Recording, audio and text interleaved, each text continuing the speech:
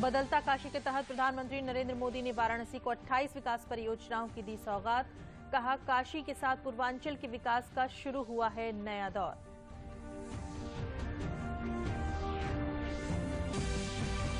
प्रधानमंत्री नरेंद्र मोदी ने सिद्धार्थनगर सहित प्रदेश के 9 जिलों में नए मेडिकल कॉलेजों का किया उद्घाटन।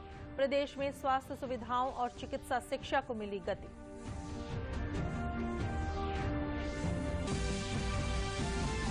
मुख्यमंत्री योगी आदित्यनाथ मिशन रोजगार के तहत आज लखनऊ में जिला समाज कल्याण अधिकारियों और जिला अल्पसंख्यक कल्याण अधिकारियों को बांटेंगे नियुक्ति पत्र।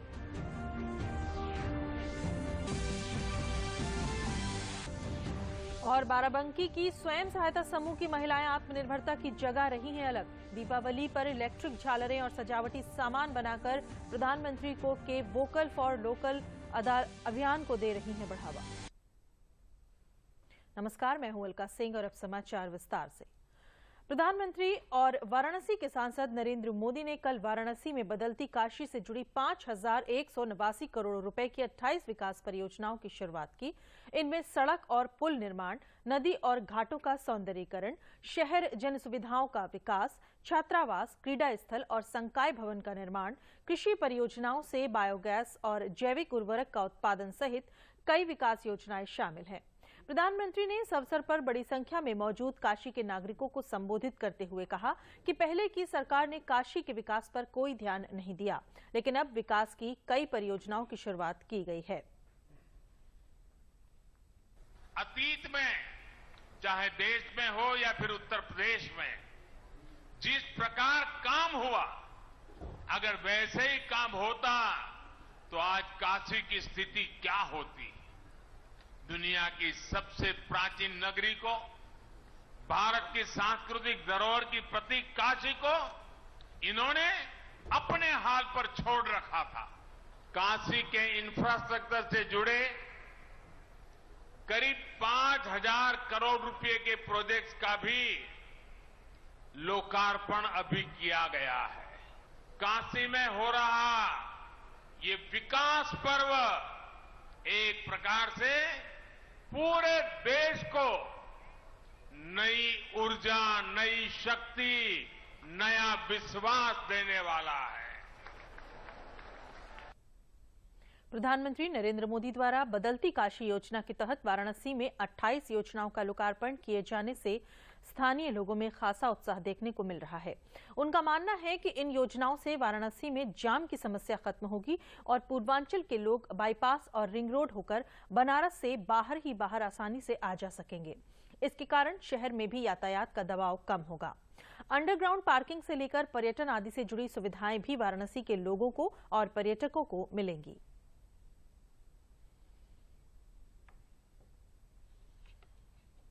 पर्यटन के विकास के लिए पूरे काशी को उन्होंने हर कोने से, चाहे कैथी से रामेश्वर हो, सूर्यटंकेश्वर से हमारा, चाहे पूरे काशी को बदलने के, नए कलेवर में बदलने के लिए वो जो काम कर रहे हैं उसके लिए हम सब उनको हृदय से धन्यवाद देते हैं। बहुत आभार व्यक्त करता हूँ।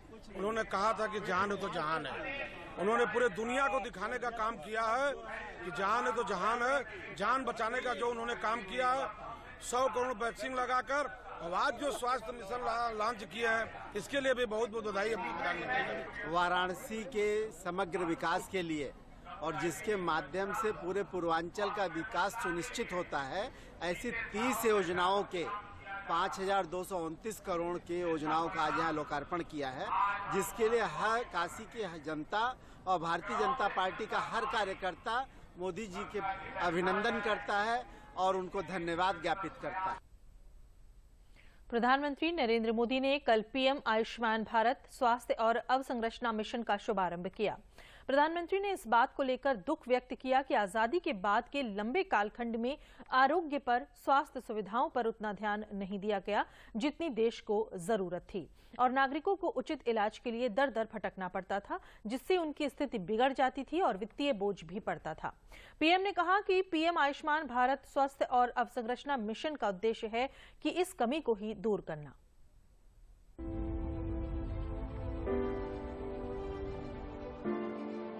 यही नया भारत है जहां अभाव से आगे बढ़कर हर आकांक्षा की पूर्ति के लिए दिन रात काम किया जा रहा है। शरीर को स्वस्थ रखने के लिए किया गया निवेश हमेशा उत्तम निवेश माना गया है। देश में जिनकी लंबे समय तक सरकारें रही, उन्होंने देश के हेल्थ केयर सिस्टम के संपूर्ण विकास के बजाय उसे सुविधाओं से वंचित रखा। काशी की धरती से प्रधानमंत्री नरेंद्र मोदी ने आगाज किया देश के स्वास्थ्य क्षेत्र में आधारभूत संरचना विकास और निर्माण की एक बड़ी परियोजना PM Ayushman Bharat health infrastructure mission का। परियोजना का मकसद स्वास्थ्य क्षेत्र में मौजूदा खामियों को दूर करना है। इसके तहत ग्रामीण और शहरी दोनों ही क्षेत्रों में जन आरोग्य के लिए गहन चिकित्सा केंद्र का निर्माण, बीमारियों की जांच सुविधाओं को बढ़ाना और डॉक्टरी सलाह के लिए वेलनेस सेंटर की स्थापना करना है।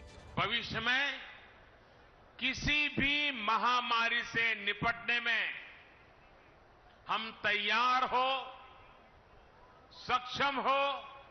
लक्ष्य ये है कि आने वाले 4-5 सालों में देश के गांव से लेकर ब्लॉक, जिला, रीजनल और नेशनल लेवल तक क्रिटिकल हेल्थ केयर नेटवर्क को सशक्त किया जाए। प्रधानमंत्री ने कहा कि देश की स्वास्थ्य सेवाओं में पहले की सरकारों के समय मध्यम और गरीब परिवारों की चिंता नहीं की गई थी। इस योजना के तहत अब गंभीर बीमारी से पीड़ित लोगों के इलाज संबंधी सुविधाओं और सेवाओं को विस्तार दिया जाएगा। इसके लिए देश के 12 अस्पतालों को प्रशिक्षण और क्षमता विकास के लिए चिन्हित किया गया है। सर्जरी संबंधी सुविधा के लिए 24 घंटे 15 आपातकाल ऑपरेशन सेंटर स्थापित किए जाएंगे। देश के 730 जिलों में जांच की एकीकृत व्यवस्था तैयार की जाएगी। 3000 ब्लॉक में सार्वजनिक स्वास्थ्य केंद्र तैयार होंगे। इसके अलावा 5 क्षेत्रीय स्तर राष्ट्रीय रोग नियंत्रण केंद्र स्थापित होंगे। इस समय देश में 80 वायरल डायग्नोस्टिक और रिसर्च लैब्स हैं। इनको और बेहतर बनाया जाएगा। महामारियों में बायोसेफ्टी लेवल 3 की लैब चाहिए। ऐसी 15 नई लैब्स को ऑपरेशनल किया जाएगा। इसके अलावा देश में 4 नए नेशनल इंस्टीट्यूट ऑफ वायरोलॉजी और एक national institute for one health भी स्थापित किया जा रहा है। प्रधानमंत्री ने बताया कि आधुनिक स्तर के तैयार होते ही स्वास्थ्य संरचनाओं का लाभ गरीबों, वंचितों तक सीधे पहुंचेगा। साथ ही तैयार होते इकोसिस्टम की बदौलत रोजगार के नए अवसर तैयार होंगे। उन्होंने कहा कि भारत का तैयार होता नया ढांचा आर्थिक आत्मनिर्भरता का प्रतीक तो है ही, साथ ही हेल्थ और वेलनेस तक देश के सभी व्यक्तियों की पहुंच भी सुगम करेगा। वाराणसी से मेघना देव और हरिकेश के साथ ब्यूरो डीडी न्यूज। प्रधानमंत्री नरेंद्र मोदी ने अपने पूर्वांचल दौरे के दौरान सोमवार को सिद्धार्थनगर से उत्तर प्रदेश के 9 मेडिकल कॉलेजों का उद्घाटन किया। प्रधानमंत्री ने इस मौके पर पूर्ववर्ती सरकारों पर स्वास्थ्य सुविधाओं के ढांचागत विकास की अनदेखी करने को लेकर निशाना भी साधा। आज का दिन पूर्वांचल के लिए, पूरे उत्तर प्रदेश के लिए आरोग्य की डबल डोज लेकर आया है। स्वस्थ और निरोग भारत का सपना पूरा कर बदे एक बड़ा कदम है। जिस पूर्वांचल की छवि पिछली सरकारों ने खराब कर दी थी, जिस पूर्वांचल को दिमागी बुखार से हुई दुखद मौतों की वजह से बदनाम कर दिया गया था, वही पूर्वांचल, वही उत्तर प्रदेश पूर्वी भारत को सेहत का नया उजाला देने वाला है।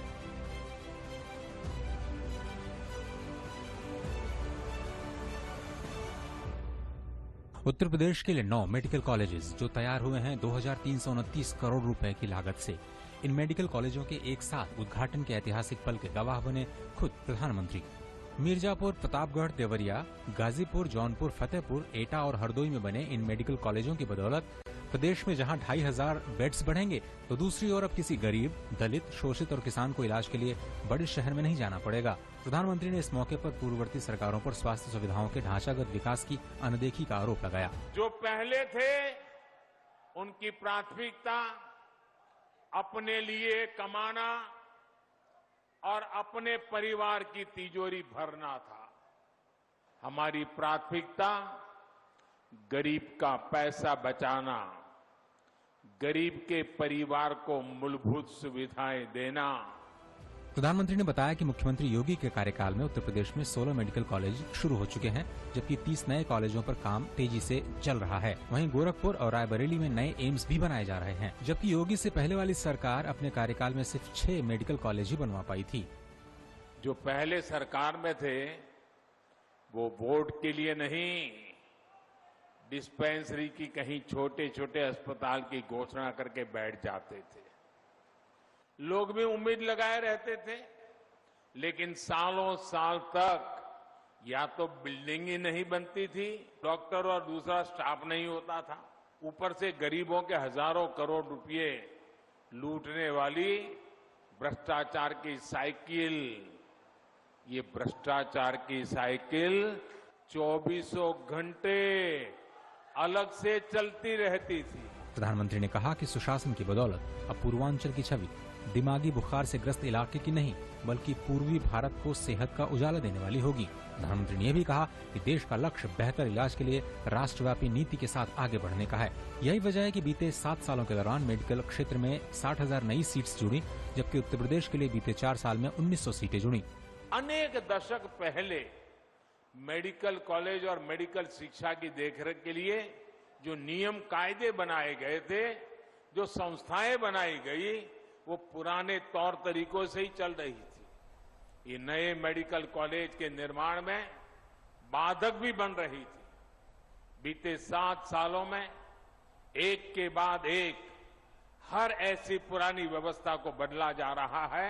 यहाँ पर लोग प्रसन्न हैं, संतुष्ट हैं इस बात को लेकर कि वर्षों के इंतजार के बाद जो एक सपना था कि सिद्धार्थ नगर के लोगों को इलाज के लिए बाहर नहीं जाना पड़ेगा, यहाँ पर मेडिकल सुविधाएं बेहतर होंगी, यहाँ जिले में अपना मेडिकल कॉलेज होगा, वो सपना पूरा हो गया है। पूर्वांचल जो कि बहुत पिछड़ा जिला था, उसके लिए यह मेडिकल कॉलेज यहाँ पे एक बहुत बड़ी उपलब्धि है। जो मेडिकल कॉलेज का लोकार्पण हुआ है, इससे सिद्धार्थनगर जनपद के तमाम नौजवानों को रोजगार मिलेगा।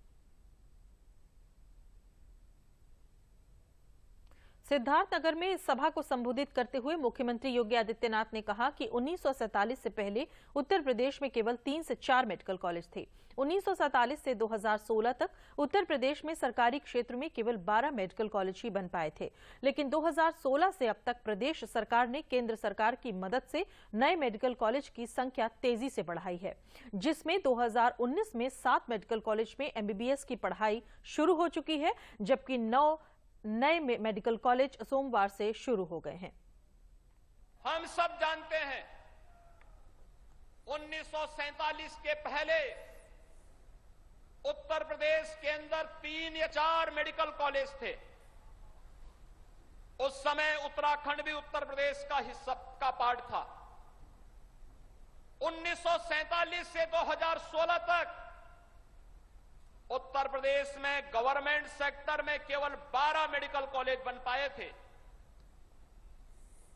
1947 से 2016 70 वर्षों में 12 मेडिकल कॉलेज, और आज आदरणीय प्रधानमंत्री जी की अनुकंपा से 30 मेडिकल कॉलेज भारत सरकार के सहयोग से प्रधानमंत्री स्वास्थ्य सुरक्षा योजना के अंतर्गत उत्तर प्रदेश के अंदर खुल रहे हैं। मुख्यमंत्री योगी आदित्यनाथ आज दोपहर लखनऊ में मिशन रोजगार के तहत निष्पक्ष और पारदर्शी भर्ती प्रक्रिया द्वारा चयनित जिला समाज कल्याण अधिकारियों और जिला अल्पसंख्यक कल्याण अधिकारियों को नियुक्ति पत्र का वितरण करेंगे। कार्यक्रम में प्रदेश के समाज कल्याण, अनुसूचित जाति और जनजाति कल्याण मंत्री रमापति शास्त्री और राज्य मंत्री संजीव कुमार तथा अल्पसंख्यक कल्याण मंत्री नंदगोपाल गुप्ता नंदी और राज्य मंत्री मोहसिन रजा भी मौजूद रहेंगे। वहीं केंद्रीय स्वास्थ्य मंत्री मनसुख मांडविया ने मेडिकल कॉलेजों के उद्घाटन समारोह को संबोधित करते हुए कहा कि एक दिन में 9 मेडिकल कॉलेज खोलना कोई छोटी बात नहीं है। इन मेडिकल कॉलेजों से वर्तमान और आने वाली पीढ़ी दोनों को फायदा होगा। उन्होंने कहा कि पीएम मोदी के नेतृत्व में चिकित्सा शिक्षा की दिशा में सुधार हुआ है। भारत सरकार ने 2014 से लेकर अब तक देश में 157 मेडिकल कॉलेज हैं।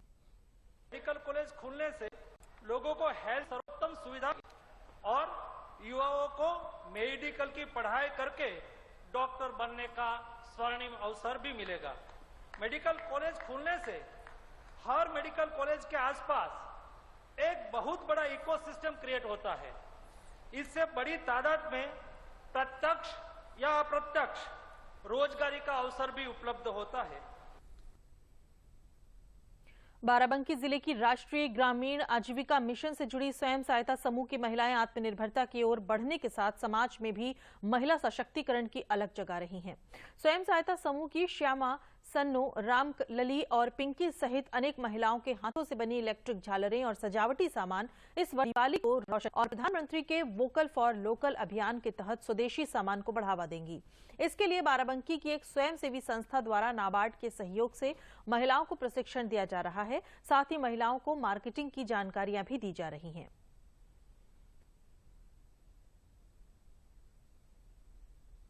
ये जो हमारी महिलाएं जो ट्रेंड हो रही हैं वो इन चीज़ों को जो वो बना करके प्रोडक्ट मार्केट तक पहुंचाएंगी, उनका रिपेयर भी वो खुद ही करेंगी। यानी हमारे प्रोडक्ट जब बाजार में पहुंचेंगे तो बड़े आसानी के साथ बिकेंगे तो बिकेंगे ही, साथ ही साथ उसको रिपेयरिंग भी वो करा सकते हैं। यानी अगर एक बार जो इनके द्वारा बनाई हुई चीज़ें हैं जब वो बाजार में बिकेंगी तो वो काफ़ी लंबे समय तक लोग उसका इस्तेमाल कर पाएंगे। और समय समय पर ऐसी ही तमाम ट्रेनिंग्स हम कराते रहते हैं।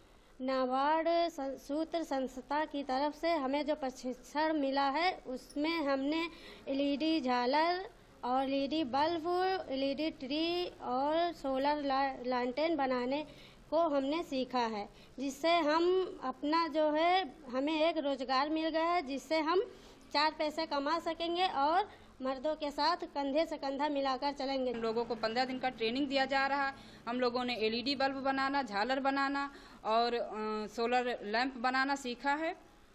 और क्योंकि अभी तक हमारे जो प्रधानमंत्री जी हैं वो भी महिलाओं को आगे बढ़ाने का कार्य कर रहे हैं, हम लोगों ने जो ये चीज़ें सीखी है इससे हम लोग आत्मनिर्भर हो रहे हैं और पुरुषों के साथ कंधे से कंधा मिलाकर चलेंगे।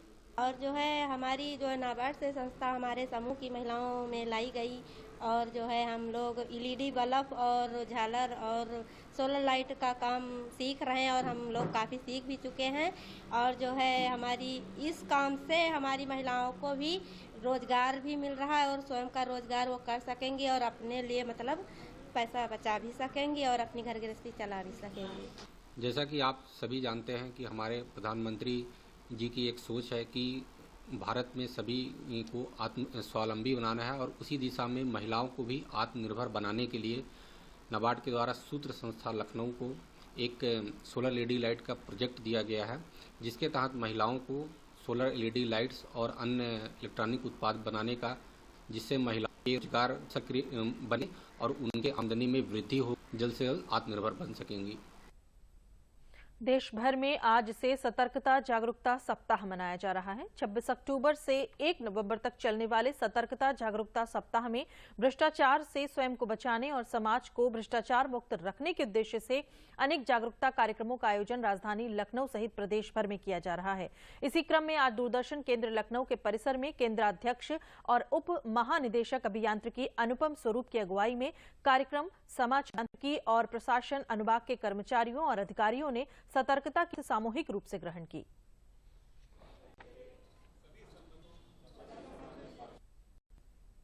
राष्ट्रीयकृत बैंकों के द्वारा भारत सरकार की विभिन्न योजनाओं के लाभार्थियों के साथ बैंक अधिकारियों व विशेषज्ञों का सुल्तानपुर में एक सेमिनार आयोजित किया गया। कार्यक्रम में ग्राहक संपर्क पहल के तहत 3,341 लाभार्थियों को 127 करोड़ रुपए का ऋण वितरित किया गया, जिसमें लाभार्थियों को स्वयं सहायता समूह, पीएमएफएमई, पीएमईजीपी व एसबीआई, ओडीओपी, ट्रैक्टर, कार, किसान क्रेडिट कार्ड, पीएम स्वनिधि, प्रधानमंत्री मुद्रा योजना आदि प्रदान किया गया। महाप्रबंधक एवं अनुप ब्रिजेश सिंह ने बताया, विभिन्न सरकारी योजनाओं से जरूरतमंद लोगों को आत्मनिर्भर बनाने में बैंक पूरी तरह से सफल है। महिला समूह के अध्यक्ष विद्या देवी ने बताया कि बैंक की मदद से उनके समूह की महिलाओं ने मशरूम व अचार का उत्पादन कर आज आत्मनिर्भर हो गई हैं। अब वो प्रतिमाह 15 से 20 हजार रुपए की आय प्राप्त कर रही हैं। मतलब कि अच्छा लोन दिए, उनके लिए मैं धन्यवाद करती हूँ। और जो है हम ये चाहते हैं कि जो हमें बैंक से लोन मिला है हम अपनी बहनों में बांटें और अच्छा आगे बिजनेस बढ़ाएं, अच्छी मतलब कि और भी आगे कदम बढ़ाएं, जिससे हम हमारी गरीब महिलाएं आगे बढ़ सकें। सर, महीने में हम लोग 15,000 से 20,000 रुपये महीना कर लेते हैं और हम लोग मशरूम का अचार भी बनाते हैं। हम लोग की दुकान भी विकास भवन के पास दीदी साहब पे खुली है, जहाँ 50 डिब्बे की मांग हर महीने रहती है। सर, हम सोच रहे हैं जैसे हम छोटा सा रोजगार अपना किए हैं उसी तरह हम बने, सशक्ति बने, ताकि किसी के सामने हाथ फैलाने की उनको जरूरत ना पड़े। वहीं बलरामपुर में स्वाधीनता दिवस के 75वीं वर्षगांठ पर आजादी का अमृत महोत्सव के क्रम में बैंकों एवं विभिन्न विभागों द्वारा अपने स्टॉलों के माध्यम से योजनाओं का प्रचार प्रसार एवं जानकारी दी गई।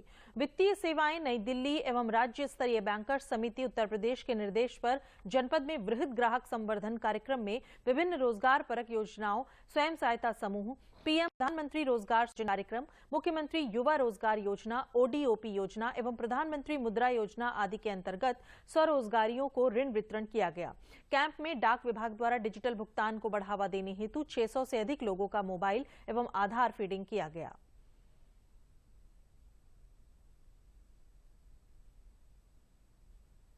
जो हमें लोन मिला स्टैंड अप इंडिया के भारतीय स्टेट बैंक की तरफ से 10.5 लाख रुपए का सैंक्शन हुआ सर। ये हमारी जो ये पशुआहार के लिए लिया गया, हमारी पत्नी हमारी वाइफ को 10.5 लाख रुपए का लोन मिल रहा है। पर्सनल लोन 2 लाख रुपए का निकलवाया था स्टेट बैंक से, भारतीय स्टेट बैंक से, जनपद बलरामपुर से। उसमें कारोबार कर रहा हुआ है और हम लोग यहाँ पोस्ट ऑफिस में खड़े हैं और पोस्ट ऑफिस की बहुत अच्छी सुविधा है और ये आधार लिंक करते हैं, तो पोस्ट ऑफिस की सुविधा बहुत अच्छी है। आजादी का अमृत महोत्सव कार्य अंतर्गत उत्तर प्रदेश राज्य विधिक सेवा प्राधिकरण लखनऊ तथा जिला विधिक सेवा प्राधिकरण द्वारा मथुरा में विधिक साक्षरता जागरूकता कार्यक्रमों का आयोजन किया गया। विधिक साक्षरता के विशेष अभियान के तहत मथुरा रेलवे स्टेशन पर यात्रियों को विधिक जानकारी प्रदान की गई और विधिक प्रचार सामग्री का वितरण किया गया। आंगनबाड़ी और आशा कार्यकर्तियों आदि के माध्यम से भी मथुरा के विभिन्न ग्रामों, प्रमुख मंदिरों व शहरी क्षेत्रों में विधिक साक्षरता एवं जागरूकता का डोर टू डोर अभियान चलाया गया।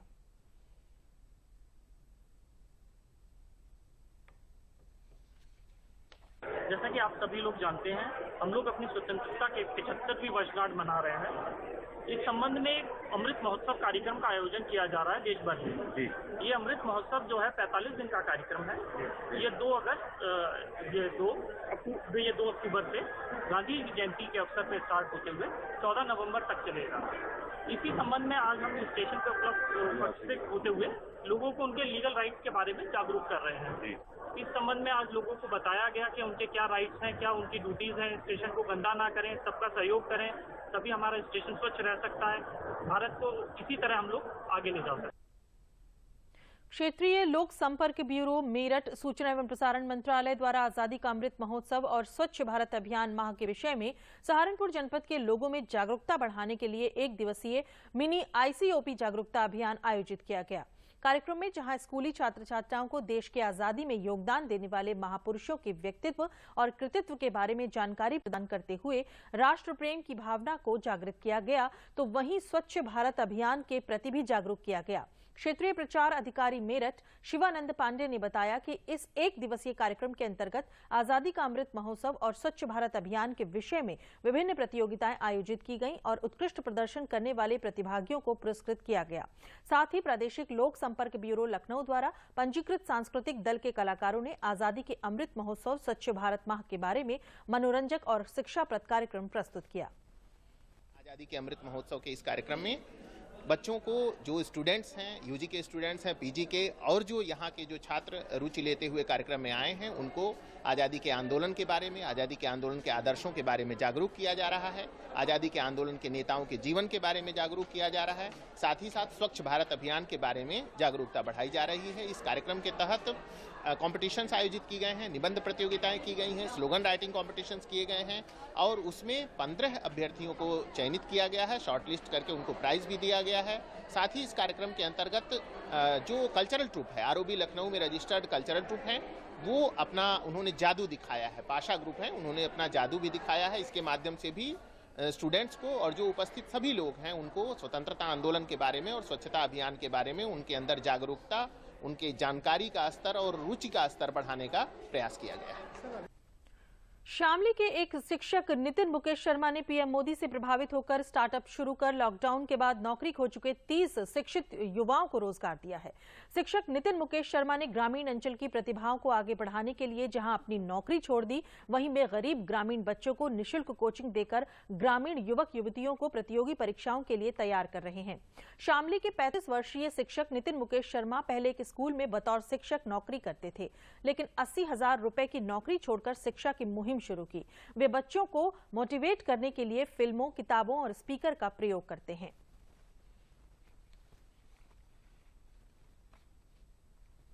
कोविड से पहले ही मैंने अपनी नौकरी को छोड़ दिया था। यहाँ अपने क्षेत्र में मैं आज अपने छात्रों को यूपीएससी, आईएससी और आईआईटी, नीट, केवीपीवाई, इस तरह की जितने भी हमारे कॉम्पिटिटिव एग्जाम्स होते हैं, इन सब की हम तैयारी कराते हैं। और जो हमारे ग्रामीण क्षेत्र हैं आसपास के, जो लोग हमारे ऐसे हैं जो अच्छा पे नहीं कर पाते या शहर से बाहर नहीं जा पाते, दिल्ली या जहाँ के खर्चे नहीं उठा पाते, हम उन लोगों को भी यहाँ पर निःशुल्क शिक्षा देते हैं। हमारा एम सिर्फ और सिर्फ एक है कि अपने शहर में जितनी भी प्रतिभाएं हैं उन सबको उभारा जाए और उन बच्चों को एक नया प्लेटफॉर्म दिया जाए। शिक्षा जगत में करने के लिए हमारे पास बहुत कुछ है। मैं चाहता हूँ कि बहुत लोग इस चीज़ में हमारे साथ जुड़ें और ऐसे ही इस तरह के इंस्टीट्यूट्स या इस तरह की चीज़ों को हम अपने आप बढ़ावा दें, जहाँ से हम बच्चों को, प्रतिभाओं को निकाल के आगे लेके। मैं क्लास 10th च पढ़ती हाँ। मैनू मेरे रिलेटिव्स ने दस्या कि इत्थे एक नितिन मुकेश सर आ, और यूपीएससी की तैयारी कराते हैं। मैं अपना यूपीएससी क्लीयर करना चाहती सी। मैं अपना यूपीएससी क्लीयर करके आईएएस बनना चाहती सी। सो इस करके मैनू पता चलिया, फिर मैं इत्थे आई। मैनू इत्थे आके बहुत वधिया लग्या। इत्थे सर आ और मोटिवेट भी करते हैं।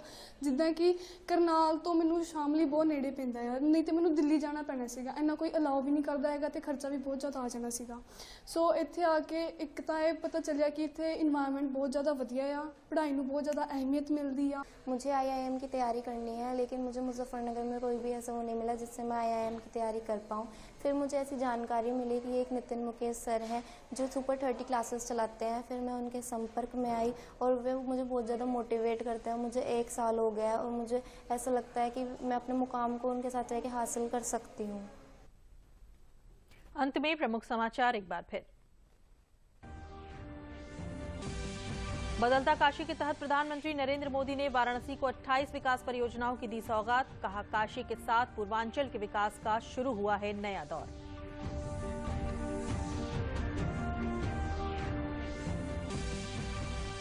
प्रधानमंत्री नरेंद्र मोदी ने सिद्धार्थ नगर सहित प्रदेश के 9 जिलों में नए मेडिकल कॉलेजों का किया उद्घाटन।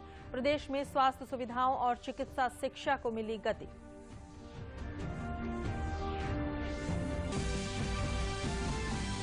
मुख्यमंत्री योगी आदित्यनाथ मिशन रोजगार के तहत आज लखनऊ में जिला समाज कल्याण अधिकारियों और जिला अल्पसंख्यक कल्याण अधिकारियों को बांटेंगे नियुक्ति पत्र।